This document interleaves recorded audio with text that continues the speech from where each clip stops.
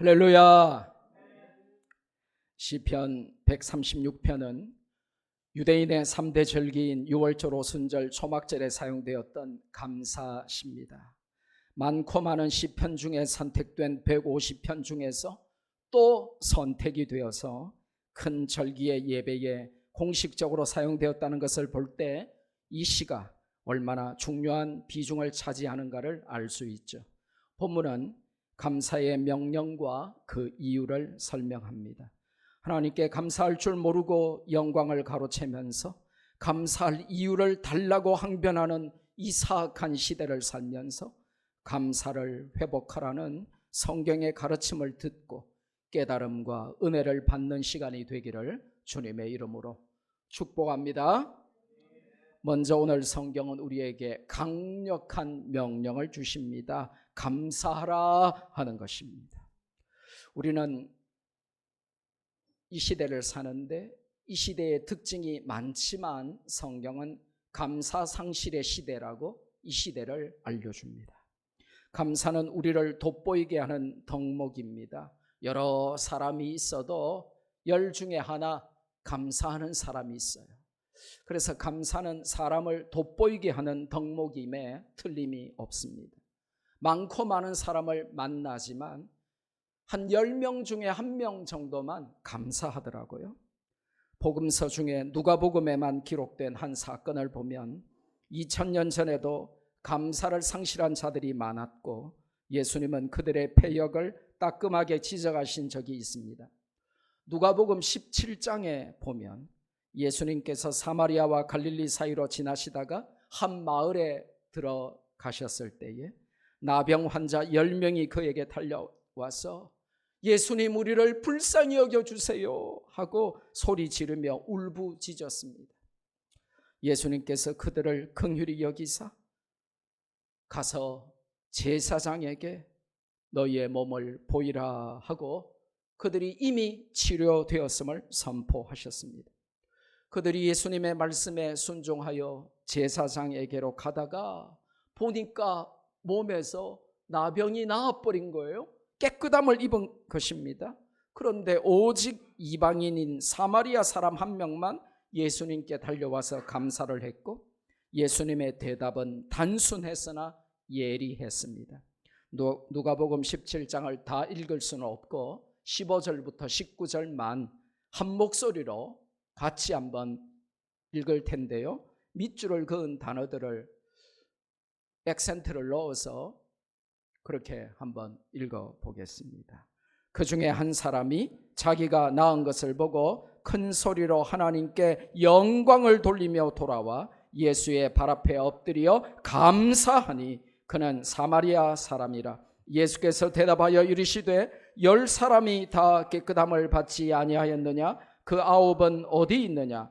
이 이방인 외에는 하나님께 영광을 돌리러 돌아온 자가 없느냐 하시고 그에게 이르시되 일어나 가라 내 믿음이 너를 구원하였느니라 하시더라. 말씀 지우지 말고 그대로 잠깐만 띄워주세요. 오늘 이 성경을 자세히 보시면 영광과 감사와 믿음이 연결되어 있는 것을 그 성경의 구조를 우리가 볼 수 있습니다. 그리고 그 감사와 영광이 믿음이라고 예수님은 말씀하십니다.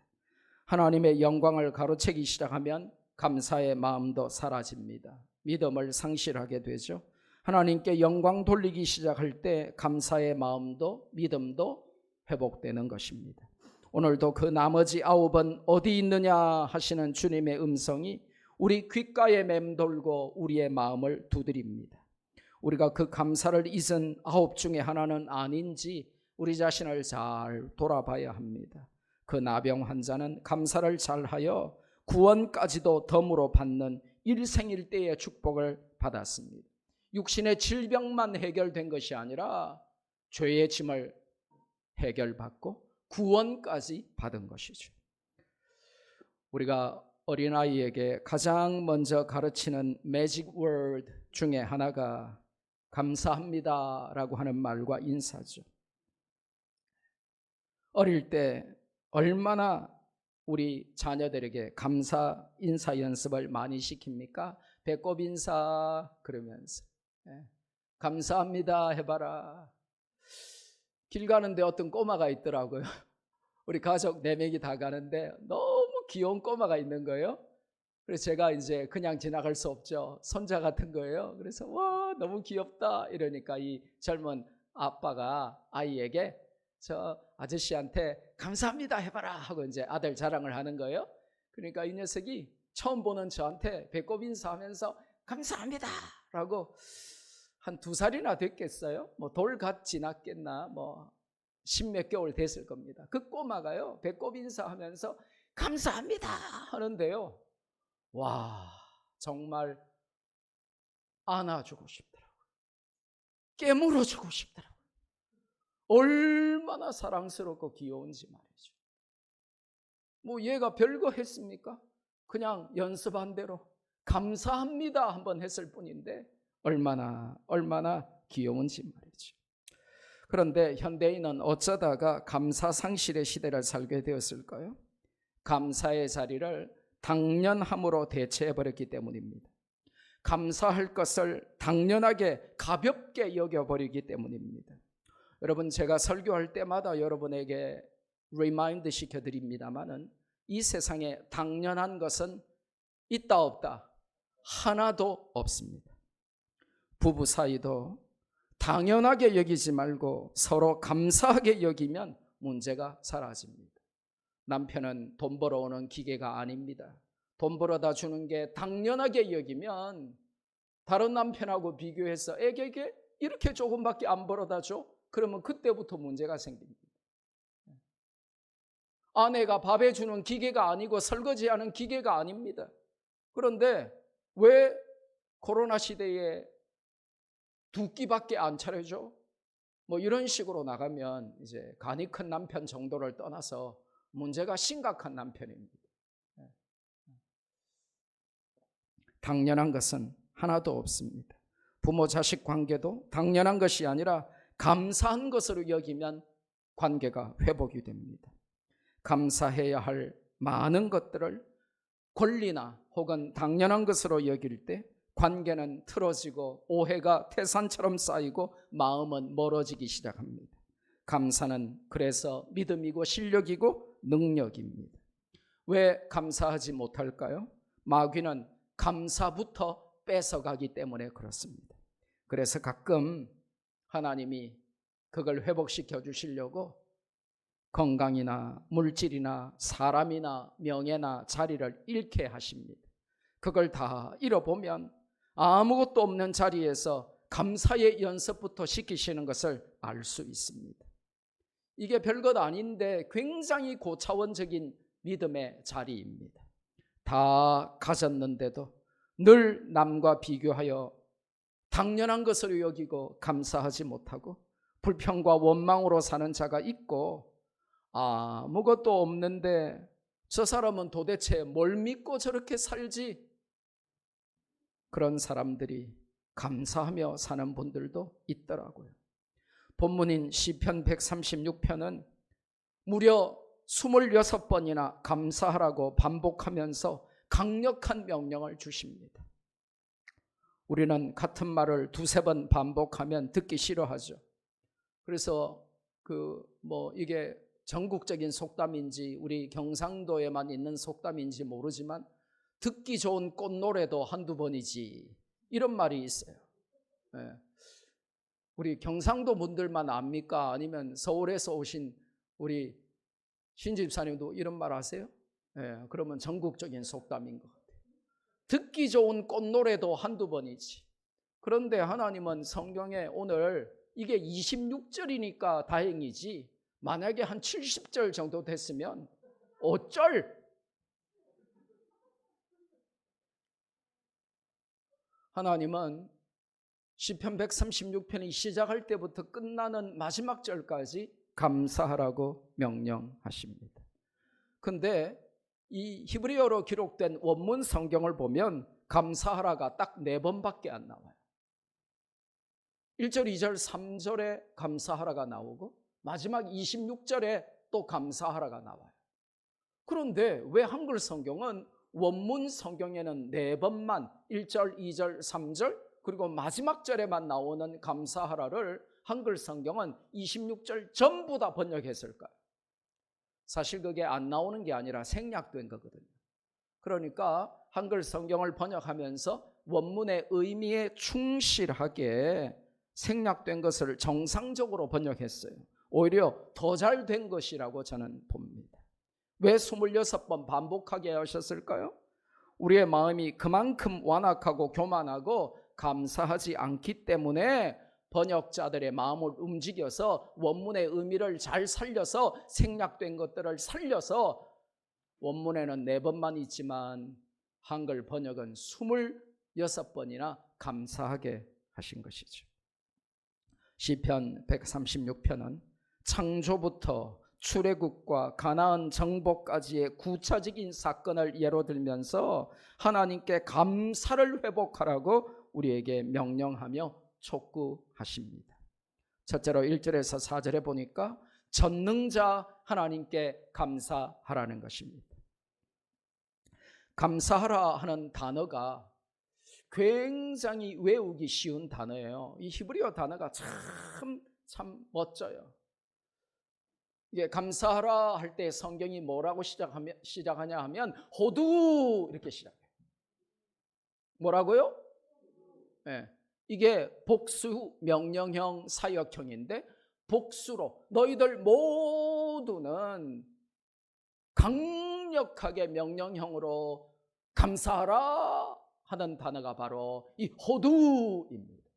그러니까 여러분 마음에서 감사가 사라지고 원망과 불평과 분노가 막 여러분을 지배하려고 할 때마다 여러분은 호두 사진을 붙여놓고 호두를 기억하세요. 아니면 호두를 깨어 먹을 때마다 빵에 호두가 들어있든지 아니면 호두 과자를 먹든지 아무튼 호두를 볼 때마다 여러분은 잃어버린 감사를 생각하셔야만 됩니다.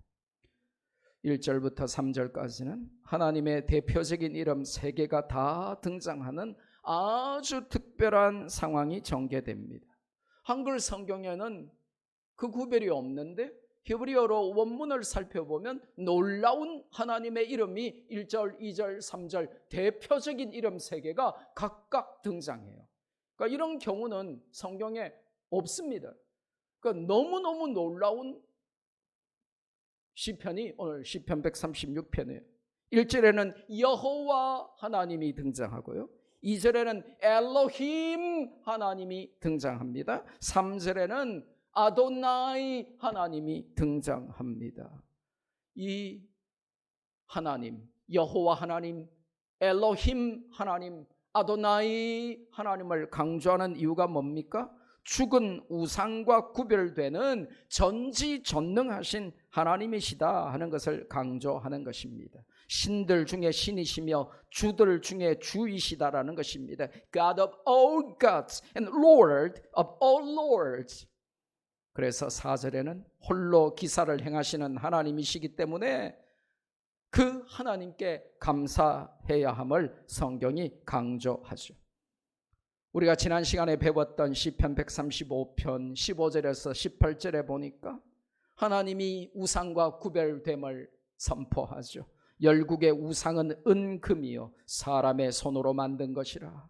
입이 있어도 말하지 못하며 눈이 있어도 보지 못하며 귀가 있어도 듣지 못하며 그들의 입에는 아무 호흡도 없나니 그것을 만든 자와 그것을 의지하는 자가 다 그것과 같으리로다. 신명기 10장 17절 상반절에도 너희의 하나님 여호와는 신 가운데 신이시며 God of all gods, 주 가운데 주시어 Lord of all lords, 크고 능하시며 두려우신 하나님이시라 라고 하나님을 알려주십니다. 그러니까 그 전능자 하나님께 감사하라, 그렇게 우리에게 성경이 가르칩니다. 두 번째로 5절에서 9절에 보니까 창조자 하나님께 감사하라고 우리에게 알려줍니다. 5절에 보니 하나님이 창조하시되 이 divine wisdom, 하늘 지혜로 하나님만 보유하시고 소유하신 지혜로 divine wisdom으로 창조하셨다. 지혜로 하늘을 지으신 이에게 감사하라고 명령하십니다. 우리가 작은 집을 하나만 설계하려고 해도 머리가 복잡합니다. 제대로 집을 잘 지으려면 몇 달이 걸려서 설계를 합니다. 제가 교회를 지어보니까요, 물론 제가 지은 건 아닙니다. 제가 담임하면서 교회를 크게 7층으로 지어보니까 큰 빌딩을 하나, 큰 교회를 하나 설계하는데 몇 명이 맡아도 1년, 2년이 걸리더라고요. 그런데 하나님은 온 우주 만물을 지혜로 혼자 설계하셨습니다. 그래서 여러분, 하늘을 볼 때 이 하늘이 뭐냐 하면 하나님의 초대형 설계 도면을 펼쳐놓은 것입니다. 그 지혜로 천하 만물을 창조하셨어요. 그래서 그 창조주 하나님께 감사하라고 가르칩니다. 잠언 3장 19절에서 20절을 보니까 여호와께서는 지혜로 땅에 터를 놓으셨으며 명철로 하늘을 견고히 세우셨고 그의 지식으로 깊은 바다를 갈라지게 하셨으며 공중에서 이슬이 내리게 하셨느니라 라고 하나님의 창조를 설명합니다. 세 번째로 10절에서 15절에 보니까 구원자 하나님께 감사하라고 우리에게 알려줍니다. 10절부터 15절 말씀을 자세히 읽어보시면 출애굽의 과정을 설명하시면서 자기 백성을 애굽에서 건져내신 하나님께 감사할 것을 명령하고 있습니다. 애굽이 상징하는 것은 무엇입니까? 노예 생활, 비참함, 우상 숭배로 대변되는 땅이죠. 언약 백성이 있어야 할 곳은 아닙니다. 죄악과 우상 숭배의 땅 애굽에서 언약 백성을 건져내신 하나님께 감사는 너무나 마땅하고 당연한 것이라는 것이죠. 먼저 10절에서 11절은 출애굽입니다. 애굽의 장자를 치심으로 출애굽의 하이라이트를 완성하시며 그 백성을 고통과 죄악의 땅에서 이끌어내신 하나님께 감사하라고 선포합니다. 두 번째로 12절에서 14절을 보니까 홍해를 가르신 하나님이십니다. 출애굽의 마지막 장애물이었던 홍해라는 난관에 직면했을 때 하나님은 강한 손과 펴신 팔로 with a mighty hand and outstretched arm, 강한 손과 펴신 팔로 홍해물을 말리시고 바다에 길을 내셨습니다. 그리고 이스라엘을 그 바다 한가운데 난 길로 무사히 통과하게 하셨어요. 세 번째로 15절에 보니까 바로와 그 군대는 홍해를 건너지 못하게 하시고 그 홍해에 수장시켜 버리셨습니다. 바로와 그 군대가 추격하여 올 때에 그들이 홍해의 물고기의 밥이 되게 하신 것입니다. 자세한 내용은 출애굽기 14장에 한 편의 영화처럼 설명되어 있습니다. 출애굽기 14장을 꼭 기억하시고 오늘 집에 가셔서 저녁 점심 드시기 전에 가족끼리 모여 앉아 출애굽기 14장을 한 편의 영화 보시듯이 꼭 읽어보시기를 바랍니다. 아니면 아예 이번 기회에 집에 가셔서 트로트 이런 거 보지 마시고 출애굽에 관한, 홍해에 관한 영화를 한 편 보셔도 재밌습니다. 그 당시에 이 40년, 50년, 60년 된 영화들인데 요즘 나오는 컴퓨터 그래픽이 없던 옛날 영화들이 CG가 없는데도 어떻게 홍해가 열리고 닫히는 것을 만들었는지를 보면 좀 유치찬란하긴 해도 참 신기하고 놀랍습니다. 지금은 CG가 있으니까 얼마나 마음껏 다 만드는데 그때는 그런 게 없었는데도 어떻게 이 바다에 길이 나는 걸 만들고 말이죠. 그걸 보면 참 신기하고 놀랍죠. 네 번째로, 그래서 지금도 모든 문제에서 우리를 구원하시는 하나님을 성경이 강조하죠. 하나님은 3500년 전에 출애굽할 때나 지금이나 동일하게 구원의 하나님이십니다. 택한 백성을 죄악의 도성에서 건져내시며 마귀의 추격을 따돌리시고 드라마틱한 구원을 완성하시는 분이시죠. 하나님은 지금도 우리를 문제 가운데서 건지시는 하나님이십니다. 비록 우리는 연약하여 아무것도 할 수 없는 미미한 존재이지만 우리 왕이신 하나님은 친히 인생을 가로막는 바로를 깨부수고 홍해를 열고 닫으시는 전능하신 하나님이십니다. 그러니 어찌 감사하지 않을 수가 있겠습니까? 그 하나님이 내 가정과 직장과 사업과 인간관계의 모든 문제를 아시고 해결하십니다. 네 번째로 16절에서 26절에 보니까 인도자, 공급자 하나님께 감사하라고 우리에게 알려주십니다. 16절부터는 광야 생활 40년과 가나안 정복을 회상하면서 그 가운데 인도하시고 공급하시고 역사하신 하나님께 감사하라고 명령하고 있습니다. 우리가 외국을 처음 간다면 잘 알려진 미국이나 일본이나 중국이나 이런 나라가 아니라 낯선 나라를 처음 간다면 인도자 없이 충분하게 안전하게 제대로 관광을 즐길 수가 없습니다. 아무것도 모르기 때문입니다. 어디가 위험한지, 무엇이 필요한지, 어디서 얻을 수 있는지 대책이 없습니다. 그래서 가이드가 없으면 쪽박을 차거나 범죄의 표적이 되기 쉽습니다. 생존 자체가 불가능합니다. 가장 단순한 필요조차 얻을 수 없죠. 마찬가지로 이스라엘 백성은 광야에서도 가나안 땅에서도 능력이나 소유한 것이 하나도 없었기 때문에 오직 가이드가 되시고 공급자 되신 하나님의 인도하심과 공급하심만 의지해야 했습니다. 첫째로 16절에 보니까 하나님이 그들을 광야를 통과하게 하셨습니다. 광야는 어떤 땅입니까? 죽음의 땅입니다. 아무것도 생존할 수 없는 척박한 땅입니다. 뱀과 전갈이 지배합니다. 물도 없고 음식도 없습니다. 그곳에서 40년을 공급하시고 지켜주시고 인도하신 하나님의 은혜를 생각해 보십시오. 감사가 안 나올 수 없습니다. 하나님 입장에서도 2주 만에 통과할 수 있는 광야를 2주 만에 그냥 통과시키셨으면 2주 동안만 공급하셨으면 됐습니다. 그런데 하나님 입장에서도 40년을 그들을 책임지고 공급하시려면 얼마나 힘드실까요? 얼마나 신경 쓰이실까요? 2주 만에 후딱 하고 지워버리면 간단한데. 그럼에도 불구하고 하나님은 40년 동안 변함없이 그들에게 인도자가 되시고 공급자가 되셨습니다. 두 번째로 17절에서 20절을 보니까 방해자인 왕들을 제거하셨다고 기록합니다. 광야를 통과하여 약속의 땅에 들어갈 때 마지막 난관을 통과해야만 했습니다. 가나안의 지배자들인 7 족속들의 왕들이 이스라엘에 가는 길을 막아섰습니다.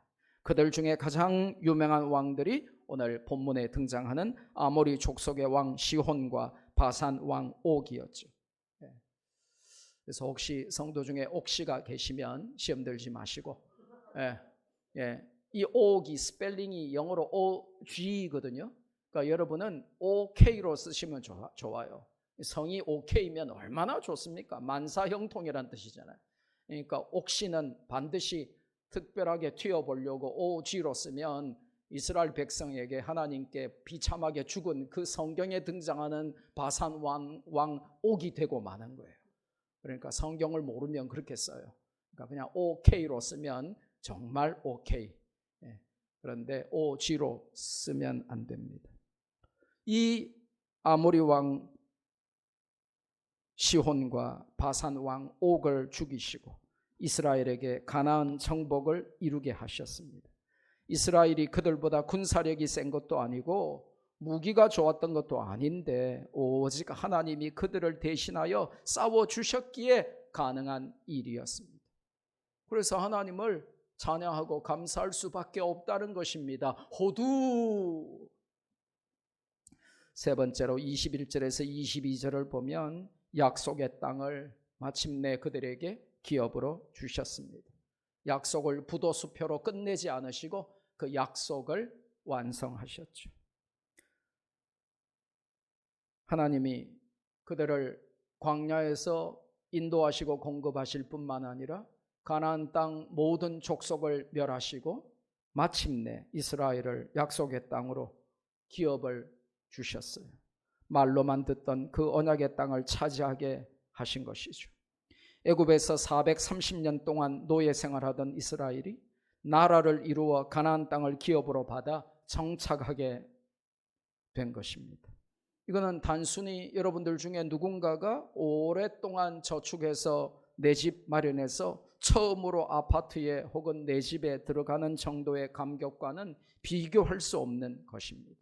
430년을 애굽에서 우상 숭배하며 종로로 타다가 강제 중노동에 시달리다가 출애굽하여 광야 40년을 헤매다가 가나안 땅의 모든 족속과 전쟁하여 이기고 그 땅을 마침내 약속의 땅을 차지하게 된 것입니다. 그걸 이루어 주신 하나님께 어찌 감사하지 않을 수가 있겠냐? 감사가 마땅하지 않겠냐? 이게 본문입니다. 뿐만 아니라 23절에서 24절을 보니까 비천함에서 그들을 기억하시고 대적에게서 구원하셨기 때문에 이걸 찬양하지 않으면 인간이 아니다 라고 알려주십니다. 출애굽과 광야와 가나안 정착을 한 문장으로 가장 잘 표현한 것이 비천함에서 기억하시고 대적들로부터 구원하셨다는 것입니다. 노예 생활의 비천함, 우상 숭배의 비천함, 나라 없는 서름과 울분의 비천함, 학대와 강제 중노동 가운데 처했던 비천함, 그리고 가나안 땅을 정복하는 과정에서 대적들의 위협으로부터 하나님은 그들을 기억하시고 그들을 건져내셨기 때문에 그 하나님께 감사하고 찬양함이 마땅하다는 것입니다. 25절에 보니 다섯째로 모든 육체에게 먹을 것을 주신 하나님께 감사하라는 것입니다. 하나님은 이스라엘이 애굽에서 나올 때부터 40년의 광야 생활이 끝나고 가나안 땅을 완전히 정복할 때까지 그들을 인도하시고 일용할 양식을 베푸시고 먹이셨습니다. 이게 얼마나 놀라운 일인지 생각해 보세요. 여러분, 출애굽한 사람들이 대충 얼마나 되느냐 하면 200만 명 정도 됩니다. 200만 명이 먹으려면 얼마나 많은 음식이 있어야 되겠어요? 한 끼만 해도. 그런데 그들이 일주일, 2주일을 먹은 것이 아닙니다. 40년을 광야에서 먹이셨어요. 가나안 땅을 정복할 때까지도 계속 먹이셨습니다. 우리 남자 집사님 여러분, 꼴랑 2명, 3명, 4명 밖에 안 되는 여러분의 가족을 먹여 살리는데도 얼마나 죽을 고생을 하십니까? 때때로 직장 생활이 힘들고 코로나로 여러분이 힘들고 사업이 힘들고 할 때마다 내가 내 서너 명 밖에 안 되는 이 가족을 내가 계속 먹여 살릴 수 있을지 회의감이 들 때마다, 자괴감이 들 때마다 얼마나 나의 무능력함과 나의 모자람 때문에 힘드십니까? 근데 우리 하나님은 그 백성을 200만 명을 무슨 근자감으로 출애굽을 시키시고 2주만 속성으로 광야에서 그냥 지름길로 오면 2주밖에 안 걸리는데 그렇게 하시면 되는데 40년을 뺑뺑이 돌리시면서 다 먹이시고 그리고 가나안 땅에 그 정착했던 모든 족속과 싸워 이길 때까지 하나님은 어떻게 그들을 다 먹이셨을까요? 이게 우리가 사람이기 때문에 먹는 문제가 가장 절박한 문제입니다. 다 여기 다 이렇게 착하고 예쁘고 다 멋지게 보여도 한 3일만 굶겨 보십시오. 저를 잡아 먹으려 할 겁니다. 목사님이 왜 우리에게 먹을 것을 안 주냐 그러면서. 그런데 하나님은 한 명, 두 명도 아니고 서너 명도 아니고 200만 명이 넘는 그들을 먹이셨습니다. 만나를 주셨고, 때때로 그들이 만나에 실증내면서 하나님께 대들면서 먹기를 거부했을 때, 이거밖에 안 주냐고 대들었을 때, 하나님은 때때로 메추라기로 불고기를 해 먹이셨습니다. 여러분, 메추라기 불고기 상상이 되십니까? 예, 아마도 오리 불고기 맛이거나 닭도리탕 맛이었을 거예요. 그러니까 여러분이 오리 불고기를 드실 때마다 혹은 닭도리탕을 드실 때마다 광야에서 메추라기 불고기를 해 먹이신 하나님께 감사하셔야 됩니다. 그리고 사막에서 생수를 주셨습니다. 우리는 생수를 먹고 싶을 때마다 그냥 정수기에서 뽑아 먹고 아니면 한 병 사서 먹지만 사막에서 생수를 주셨습니다. 사람은 뭘 해도 아무리 교양 있고 많이 배우고 잘나고 대단하고 훌륭하고 굉장한 사람도 먹어야만 사는 존재입니다. 먹지 않고 사는 존재는 없습니다. 한 끼만 굶겨 보십시오. 본성이 나옵니다. 하나님은 그 백성을 먹이시고 오늘 본문에 보면 모든 육체를 먹이십니다. 세계 70억 넘는 인구가 자기가 벌어서 먹고 사는 줄 착각해도 사실은 하나님이 먹이시기 때문에 먹고 사는 것입니다. 하나님은 가장 절박하고 긴급한 필요를 채우시는 아버지십니다. 그래서 우리는 이 본문을 통해서 지금도 우리를 인도하시고 먹이시고 우리에게 모든 것을 베풀어 주시는 하나님을 기대할 수 있는 것이죠. 그때나 지금이나 인간의 필요와 처지는 다 똑같습니다. 3,500년 전에도 인간은 인간이고 지금도 인간은 인간이기 때문입니다. 먹어야 살고 시험과 난관과 방해자와 대적들이 여전히 존재합니다. 그 가운데 우리는 문제 앞에서 떨며 낙심하고 시험 들며 좌절하고 염려하죠. 하지만 광야 같은 인생을 살 때 우리의 인도자 되신 하나님이 계십니다. 할렐루야. 전혀 상상도 못했던 코로나 바이러스로 인해 경제 기반이 무너지고 건강과 생명이 위협을 받으며 개인의 기본권과 자유와 이동이 제한을 받고 심지어 예배까지도 타격을 입고 있지만 인도자 하나님은 지금도 살아계시고 역사하십니다.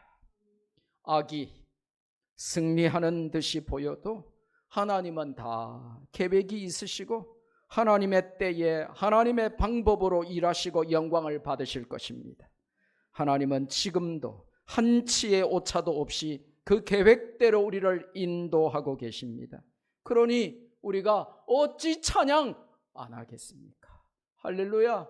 그래서 우리 입에서 입만 열면 어찌 찬양 안 하랴, 날마다 어찌 찬양 안 할까 하고 찬송이 나와야 돼요. 이 히브리어로 감사하다, 찬양하다 하는 단어의 복수 명령형이 뭐라고요? 호두. 그러니까 다른 견과류보다 호두를 더 좋아하시고 오늘 집에 가면서 호두 케이크 하나 사가시고 호두를 좀 사가시고 호두 몇 알 사서 손바닥으로 주물주물 하시면 뇌에도 좋고 치매 예방도 되고 좋답니다. 호두. 두 번째로 오늘 시편 136편에서 26번이나 감사하라고 명령하신 이유가 오늘 본문에 등장합니다. 바로 하나님의 인자하심. 시편에서 계속해서 수백 번 반복해서 등장하는 단어 헤세드 때문이라 그렇게 설명합니다. 영어로 정확하게 번역하면 everlasting love 혹은 steadfast love, 영원한 사랑, 변함없는 사랑. everlasting love, steadfast love, 이게 바로 헤세드라는 히브리어 한글로 인자하심으로 단순하게 번역된 이 단어입니다. 자격 없는 자에게 무조건적으로 베푸시는 인자와 긍휼과 사랑과 자비의 총체가 바로 헤세드입니다. 그 인자하심 때문에 천지 만물을 창조하시고 출애굽하게 하시고 광야에서 인도하시고 약속의 땅을 정복하여 기업으로 살게 하셨다는 것입니다. 우리에게 출애굽은 구원을 의미합니다. 광야는 인생길을 의미합니다. 약속의 땅은 천국을 의미하죠. 하나님께서 성경 말씀을 통해 이미 보여주신 인자하심을 믿으면 지금 영적으로 출애굽하여 구원받아서 걷고 있는 이 광야길이 아무리 험해도 아무리 광야길이 힘들어도 우리는 이미 약속의 땅을 향해 전진하고 있는 것입니다. 하나님의 헤세드를 자세히 살펴볼까요? 하나님의 인자하심의 기초가 무엇입니까? 그것이 바로 성경 전체를 한 단어로 써라 하면 바로 언약입니다. covenant, 히브리어로는 berit인데 이 covenant, berit, 언약입니다. 언약은 성경 전체를 한 단어로 요약한 것이죠. 옛 약속은 구약 성경, 새 약속은 신약 성경이죠.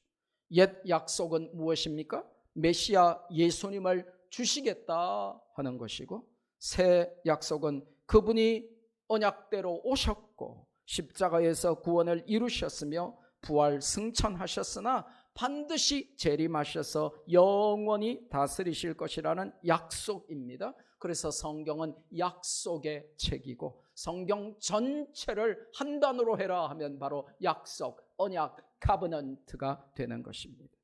하나님의 인자하심은 바로 언약에 기초합니다. 하나님은 언약을 어기거나 깨트리실 수가 없는 하나님은 언약의 하나님입니다. 언약은 요약하면 우리를 하나님의 백성으로 자녀 삼으신다는 약속입니다. 놀랍지 않습니까? 그러면 그 인자하심 헤세드의 대상이 누구입니까? 바로 covenant people of God, the chosen people of God, 하나님의 선민, 하나님의 언약 백성이다 라고 알려주십니다. 인자하심을 누가 누립니까? 언약 백성이라는 것입니다. 세상에 하나님의 자연법칙이라는 게 있어요. 일반 은총이라는 게 있단 말이에요. 그 하나님의 일반 은총 자연법칙 아래 하나님의 그 일반 은총 자연법칙은 70억 넘는 모든 인구가 다 누려요. 햇볕도 공기도 바람도 바다도 산도 낮과 밤 다 하나님의 일반 은총은 세계 우주 만물이 다 누립니다. 그러나 하나님의 특별 은총, 하나님의 특별 계시의 은혜를 누리는 혜택은 오직 언약 백성들 외에는 없다는 것입니다. 그러니까 우리가 얼마나 특별한 존재입니까? 하나님의 백성들, 예수 그리스도를 통해 자녀된 구원받은 성도들에게만 하나님의 특별한 은혜가 임한다는 것입니다. 할렐루야.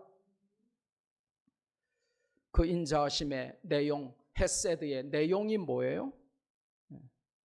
영원한 사랑, everlasting love, 그리고 변함없는 사랑, steadfast love, 이게 바로 헤세드입니다. 사람의 사랑은 아무리 뜨거워도 제한적입니다.